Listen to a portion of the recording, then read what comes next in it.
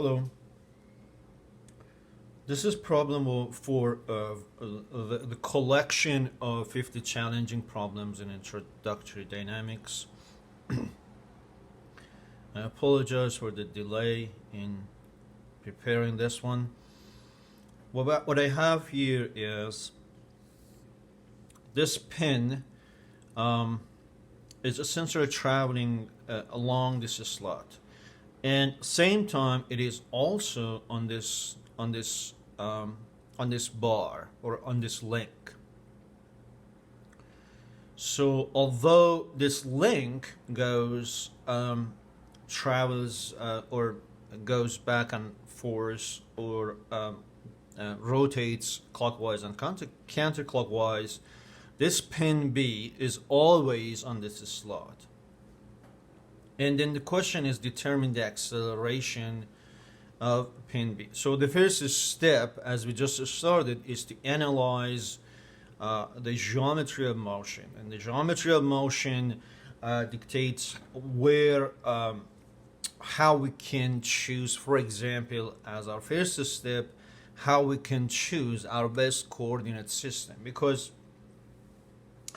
as we already know, we have different coordinate systems we can use. We can use Cartesian coordinates system. We can use cylindrical frame, polar frame, etc. But then, first off, they all result in the same thing.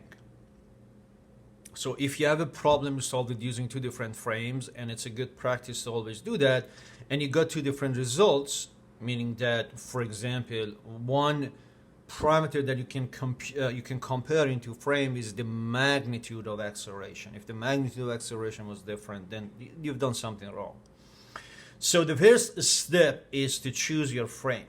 So as we said, this pin is always on this DE slot, and then as the bar rotates, it always going to be along this line. So what is our first step then? So we said that, all right, so we can compute acceleration in different coordinate system. We take a look at the pin, it travels along the rod DC, and the rod essentially, OC, and the rod essentially helps us to identify, you could say, the best choice of coordinate frame. So what we can do is then can say, all right, so I have this rod, it is pinned on this end, and it is rotating clockwise or counterclockwise. So what I'm going to do is I'm going to place the origin of the frame at this pin, because this pin is fixed. So it's once we study once you study the relative frames, you can choose a moving frame.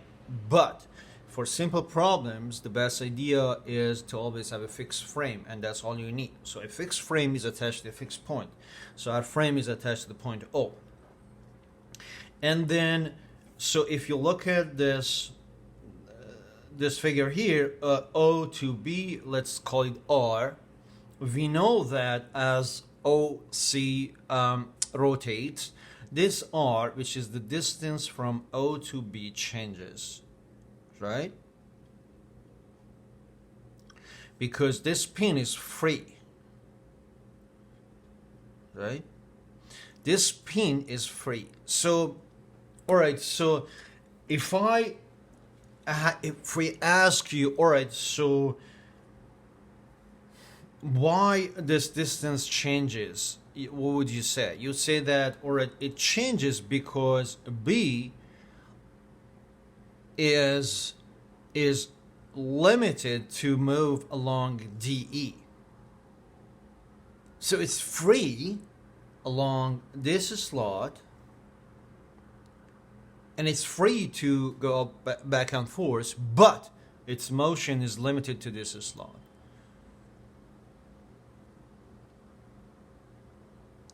So the R, the distance would change. So R is changing, and I'm going to call this point A. And A, what is A? A is as is a point where the distance to the point, to the reference point, is a, and its distance to this circular arc is a2. So I have r, and because these two distances are equal, and here I've used b, so I'm going to change this a to b. I apologize. So because A is the point where its distance to O and B are equal to each other, this is an isosceles. So in this triangle, therefore these two angles are equal, theta and theta. And then you're going to say, all right, so in polar frame, which we're going to use, what is that acceleration? Acceleration has two components. It has a radial component, and it has a transverse component, or it has an angular component. You should know that the components of the acceleration are described in these two standard forms. If you don't remember from your course that this is how to describe acceleration, then one way to answer or solve this problem, if you're not given access to the equation for acceleration, equation star, is that to start from the position, meaning that B is always R ER. So the location of B in this frame, in this curvilinear frame, sorry, I think it mentioned a couple times polar frame, but I'm using curvilinear frame. In this curvilinear frame, it is always R E hat R, right? And then you can start differentiating that once and then twice to compute equation for velocity and acceleration. But here I'm assuming that you already know, you remember the equation for acceleration. So to compute the components of acceleration, we need to know r, and r, this distance, is 2b cosine theta. All right, so why is it 2b cosine theta? Because in this triangle, if I draw this perpendicular line, half of r is b cosine theta, therefore r is 2 times b cosine theta. And then I'm going to differentiate that, r dot minus 2b theta dot sine theta. Why do I have theta dot? Because theta, which is this angle, as this link rotates, this angle will change. So this angle is not fixed. So I have r, and then I have r dot differentiated again. I compute r double dot.